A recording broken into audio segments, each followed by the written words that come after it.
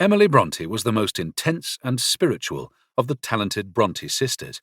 Born in 1818, she was the younger sister of Charlotte Brontë, whose most famous book was Jane Eyre, but older than Anne, who wrote a devastating novel about alcoholism called The Tenant of Wildfell Hall.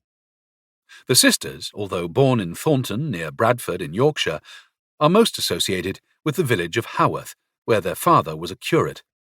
Now a place of pilgrimage for the Brontes' legions of fans, Haworth still retains the essential qualities it had when the Brontes were alive. Its isolated, bleak setting on the moors, its Gothic aspects.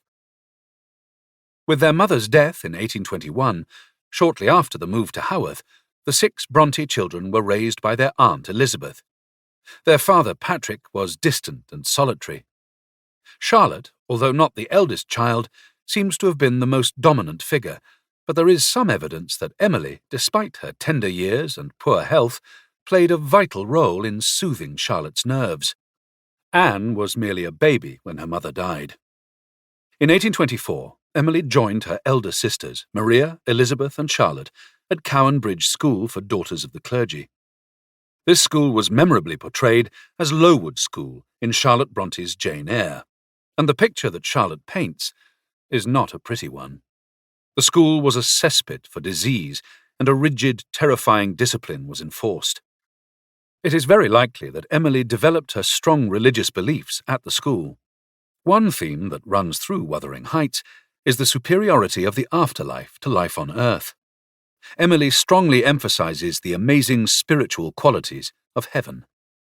Although Charlotte rejected this view in her own work, the saintly character of Helen Burns in Jane Eyre, believed by some biographers to have been inspired by Emily, expresses a similar sentiment. In 1825, suffering from the appallingly unsanitary conditions at the school, Maria was sent home ill and died in early May. Emily was removed the following day. Elizabeth died in June of that year. These tragedies undoubtedly brought the surviving children more strongly together. The sisters and their brother Branwell sought refuge from the vicissitudes of the world by creating imaginary lands.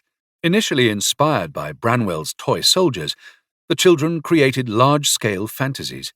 Around their invented characters, they constructed stories, poems, plays, and fables.